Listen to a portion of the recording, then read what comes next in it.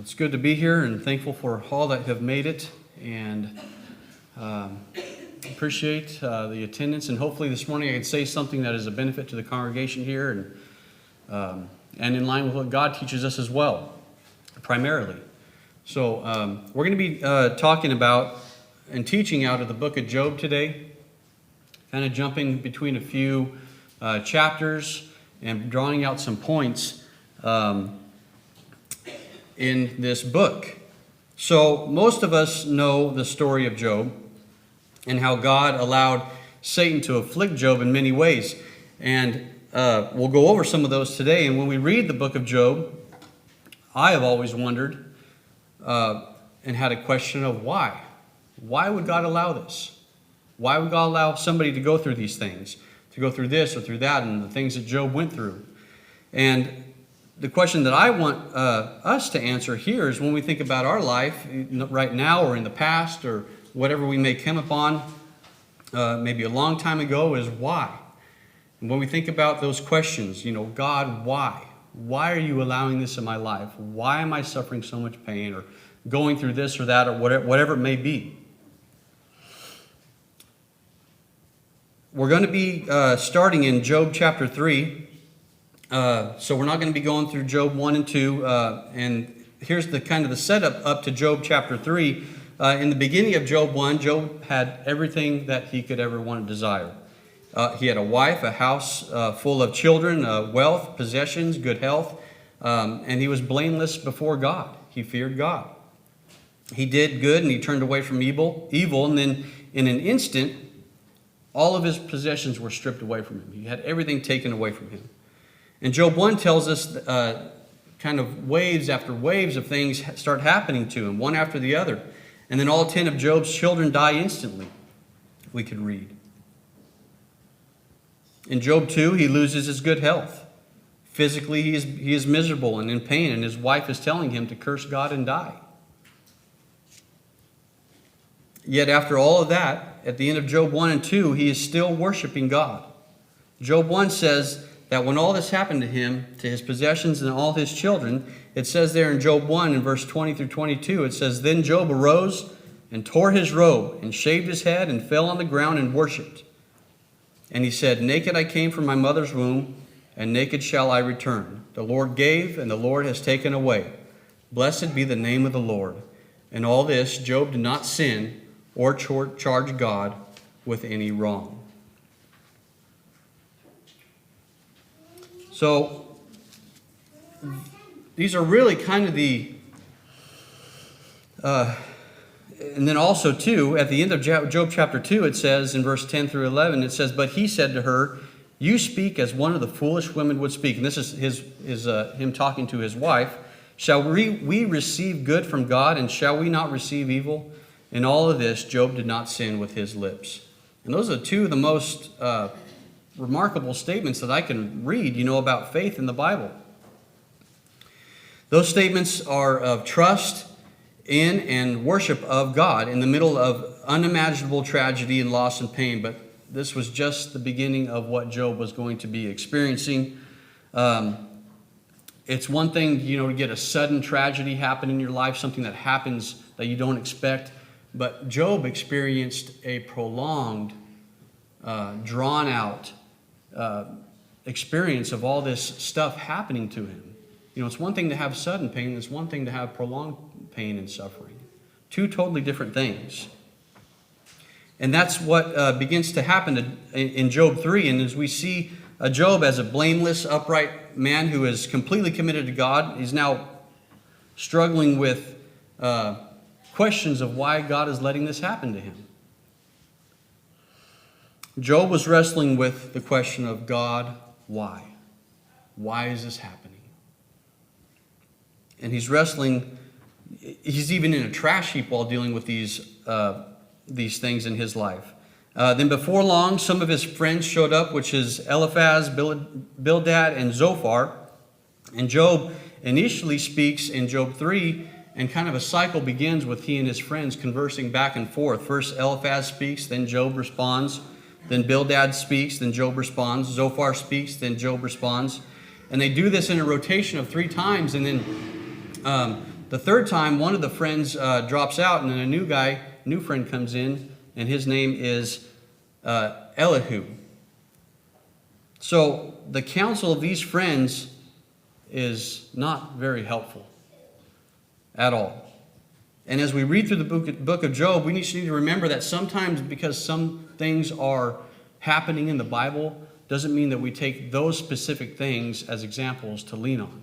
This is a clear example of not good counsel to take from Job's friends. A lot of what these guys are saying is true at different points, but the way they apply that truth is often unhelpful, or their timing or tone in sharing these truths is unhelpful. And some of these things that they say just really aren't true. And at the core of their unhelpful counsel is an instance that Job has done something. Basically, Job has done something to deserve all this. Job, you've done something wrong. You deserve this pain. If something bad happens to you, you deserve it. If something good happens to you, then you deserve it. And that is terrible theology. That's a terrible way to look at the book of the Bible.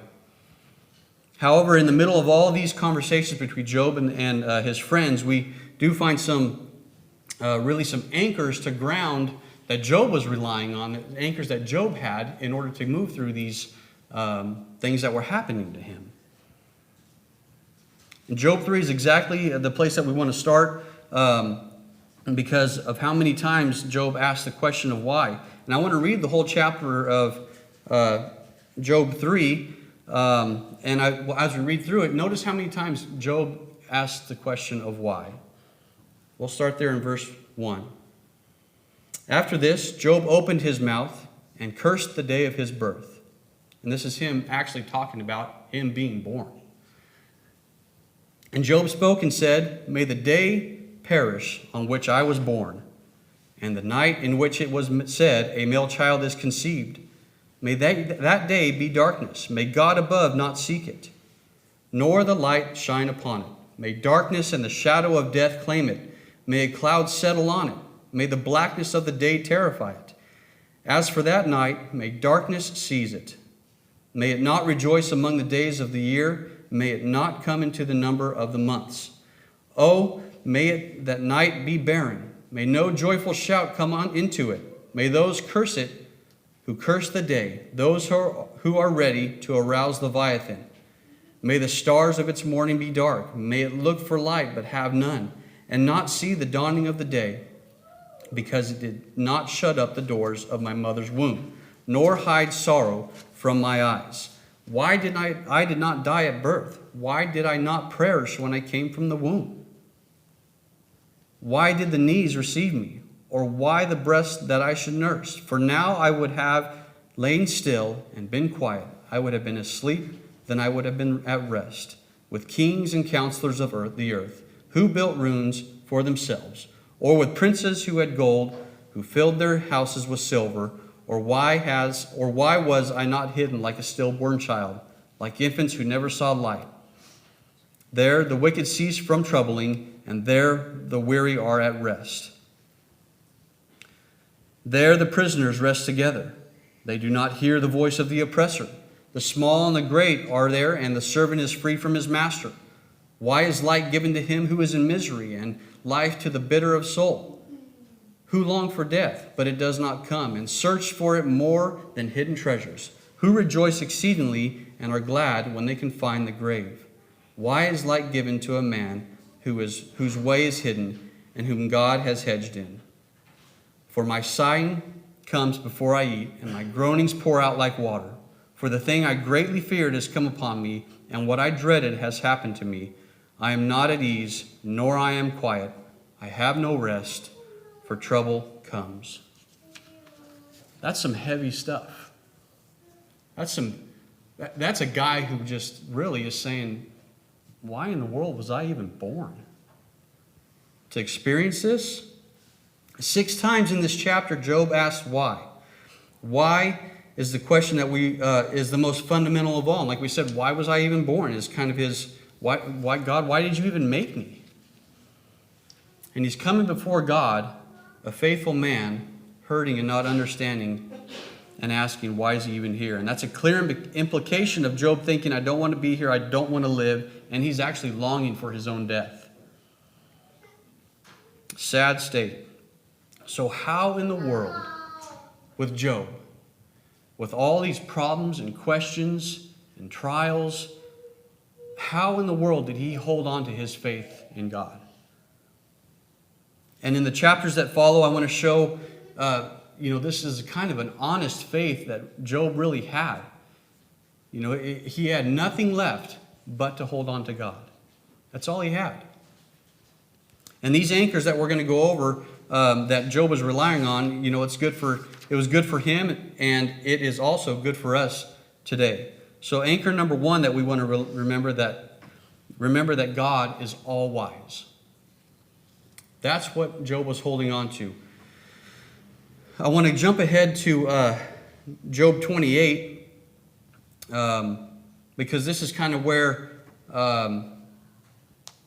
it kind of contains a scene of Job's journey, the kind of the climax. And when we get to chapter 8, God speaks to Job. And in the middle of the book here, the chapter there, this chapter is kind of referred to as wisdom literature. You kind of see some stuff that you can see in Proverbs going through this chapter, kind of the same wording. And so as Job is wrestling with the question why, listen to what he starts saying here in Job 28, verse 12, and we'll read through verse 28. But where can wisdom be found? And where is the place of understanding? Man does not know its value, nor it is found in the land of the living. The deep says, it is not in me, and the sea says, it is not with me. It cannot be purchased for gold, nor can silver be weighed for its price. It cannot be valued in the gold of Ophir, in the precious onyx or sapphire. Neither gold nor crystal can equal it, nor can it be exchanged for jewelry of fine gold.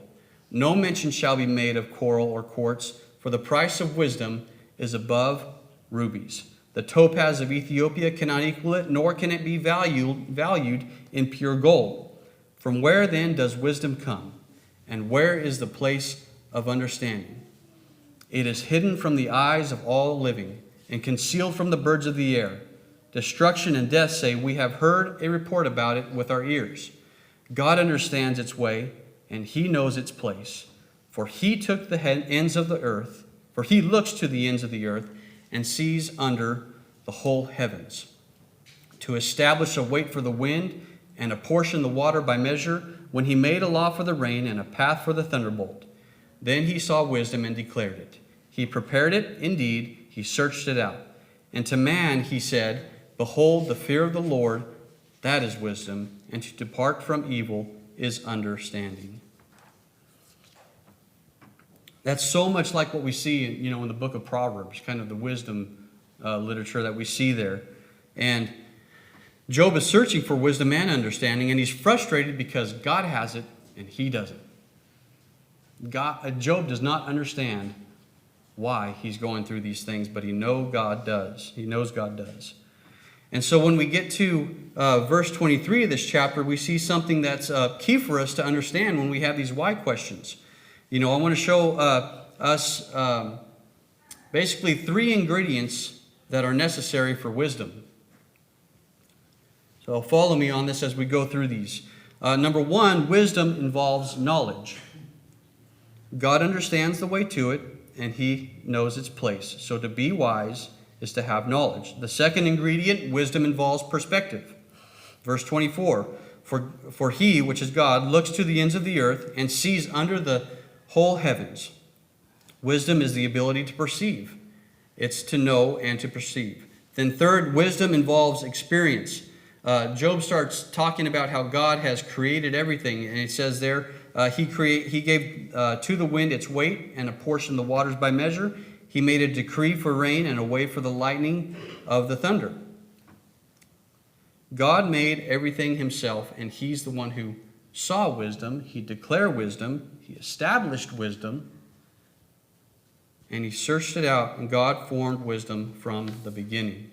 So with these three ingredients pulled from these verses, knowledge, perspective, and experience, I want us to think on God's limitless wisdom. So,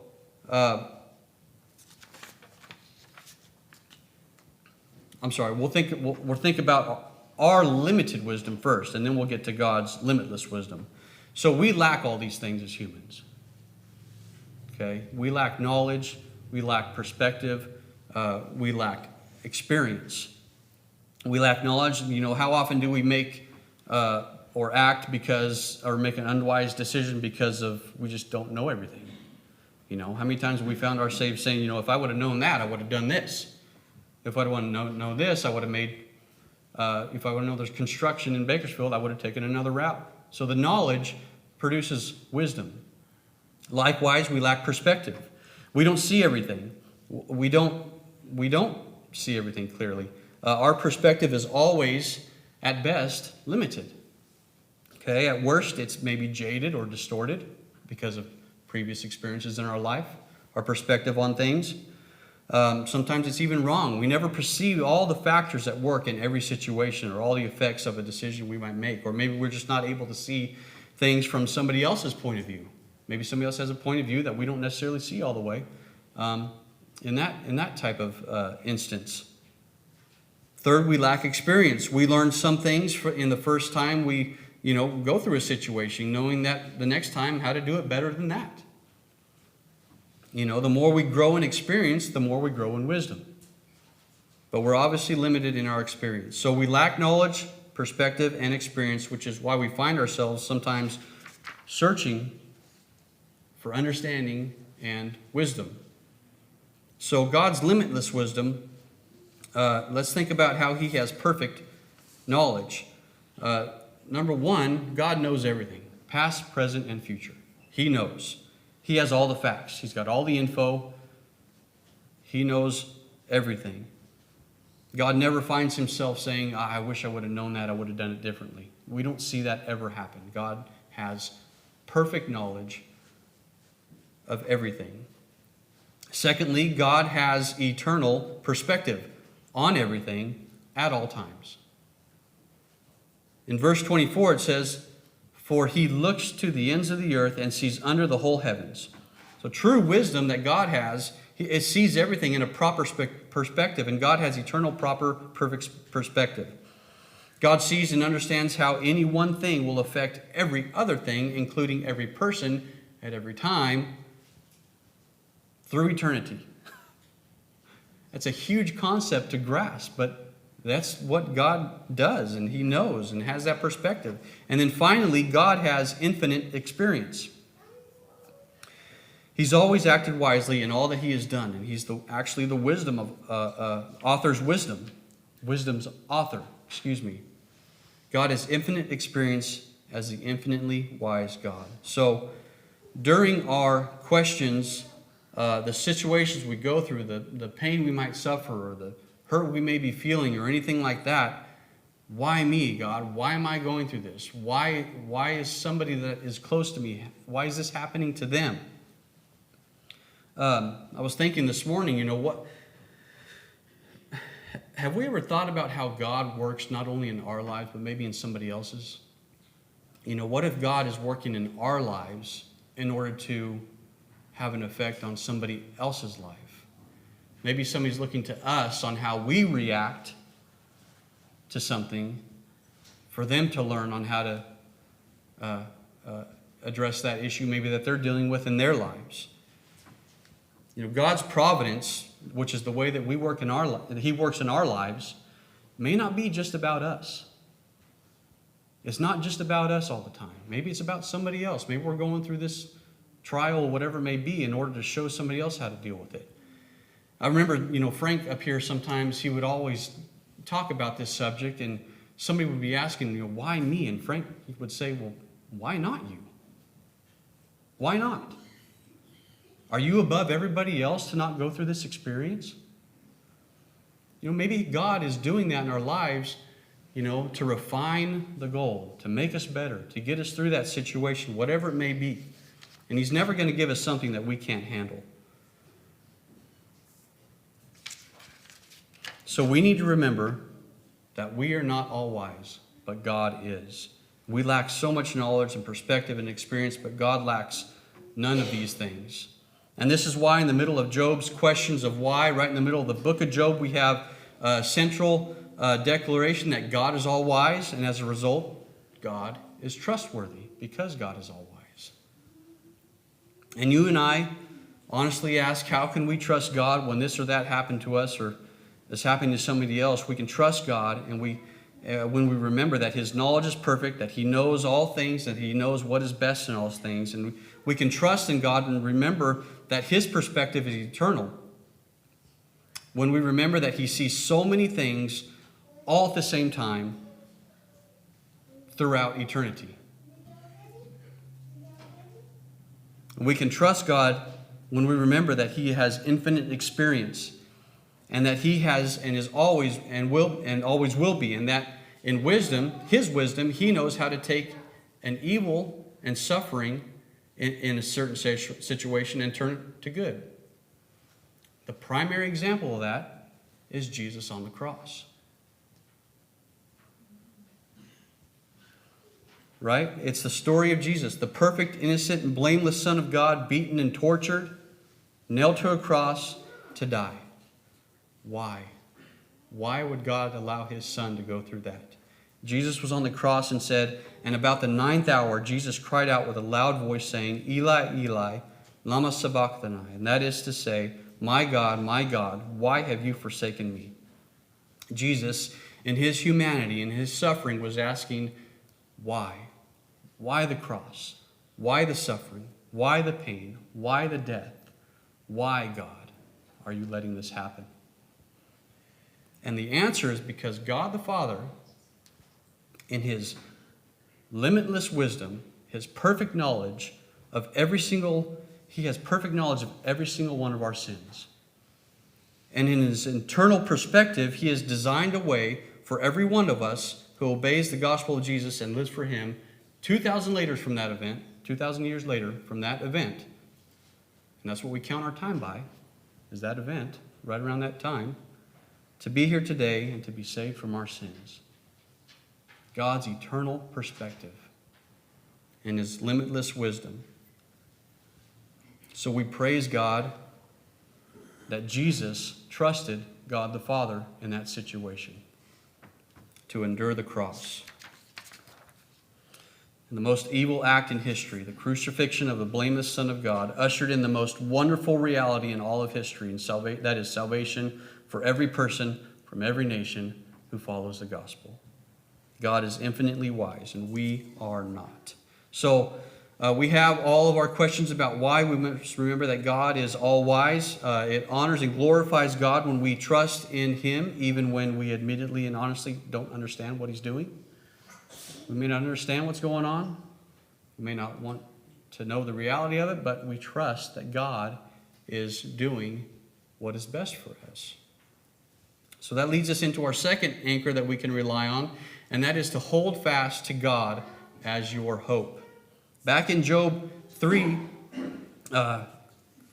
the term of depth and despair, I think, is an appropriate description of Job's state of mind. He's despairing of life itself. A number of times he talked about darkness, and this is a picture of despair. And it continues throughout the various responses that he has to his friends. For example, he had a response in Job 6, verses 8 and 9. It says, "Oh, that I might have my request, that God would grant me the thing that I long for, that it would please God to crush me, that He would lose His hand and cut me off." In Job 7, verse 16, it says, "I loathe my life. I would not live forever. Let me alone, for my days are but a breath." Job 10, 20 through 22. "Are my days not few? Cease. Leave me alone, that I may take a little comfort before I go to the place from which I shall not return, to the land of darkness and the shadow of death, a land as dark as darkness itself, as the shadow of death, without any order, where even the light is like darkness." Job 19, verses 13 through 22.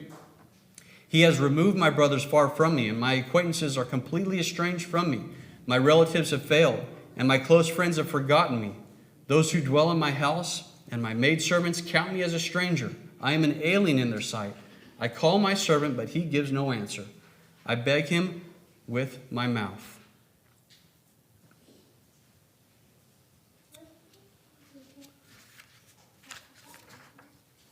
So, Job is in depth and despair, and he's longing for hope in all this stuff that he's going through. And that's the kind of the challenge, right? It's what despair is. It's darkness with no sign of light. And Job hits rock bottom, in a sense, in chapter 19, and we just read that. I got ahead of myself. And beginning in verse 13, he says there, as we read in verse 13, we'll keep, above all other things, we should be going through, these things. We're not above all these things. We'll continue reading in verse 17 of chapter 19. I apologize, I got a little bit out of order there. It says, my breath is offensive to my wife, and I am repulsive to the children of my own blood. Even young children despise me. I arise, and they speak against me. All of my close friends abhor me, and those whom I love have turned against me. My bone clings to my skin and to my flesh, and I have escaped by the skin of my teeth. Have pity on me, have pity on me, O you my friends, for the hand of God has struck me. Why do you persecute me as God does, and are not satisfied with my flesh? Seemingly, basically, no hope that he had. And it's at this point in Job's life where we read, one of the most remarkable and thrilling, triumphant parts in this book. In the very next sentence, in the very next verse, in verse 23, oh, that my words were written. Oh, that they were inscribed in a book. And I want us to feel the intensity there, that they were engraved on a rock with an iron pen and led forever. And then in verse 25 and through 27 says, for I know that my Redeemer lives, and he shall stand at last upon the earth. And after my skin is destroyed, this I know, that in my flesh I shall see God, whom I shall see for myself, and my eyes shall behold, and not another. How my heart yearns within me. Could you imagine going through this stuff that he did, and then being able to speak these words, still have that faith and trust in God? Really a remarkable man. And he says, I know. Somebody else doesn't know. I know that my Redeemer lives. It's my Redeemer. Mine. Now, that just because he had those questions, that he had that faith, it doesn't mean that he still didn't have those questions of why things were happening. It's not like all of a sudden they've all been answered. And quite the opposite. Job doesn't seem to have any of his questions answered. He doesn't know why, but he knows who. Job understands who is the Creator, who gives all life, who he can rely on, no matter what position he is in. A Redeemer, a Vindicator. And this word is used in Ruth to describe the champion of the oppressed. It's used in Exodus to describe the deliverer of the captives. It's used in Proverbs to describe the defender of the weak. And there's something after your skin is destroyed, he's saying here. There's something after the pain, after the heartache, after the sickness, after the grief. After my skin is destroyed, that in my flesh I shall see God, whom I shall see for myself. My eyes shall behold, yet and not another. How my heart yearns within me. So let's hold fast to God in hope. Do not turn away from God during our trials. Where else will we go? To whom shall we go?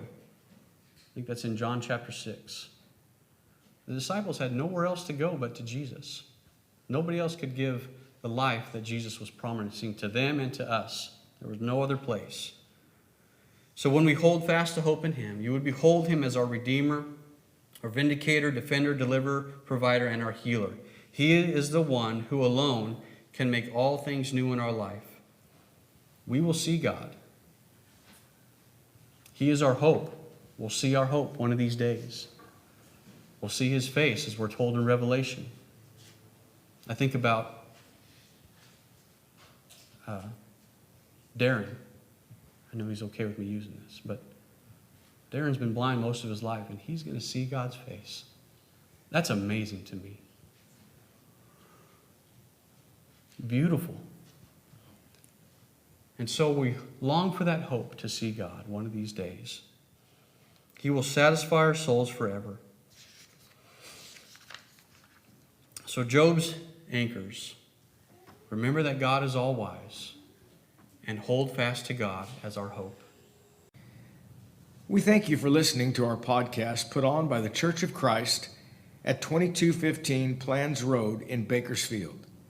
If you would like any additional information, or you would like to receive a free Bible correspondence course by mail, please email us at info@churchofchristbakersfield.com. Our service times are Sundays at 10:30 a.m. and 5 p.m., and Wednesdays at 7:30 p.m. Please make plans to join us. We would love for you to be our honored guest.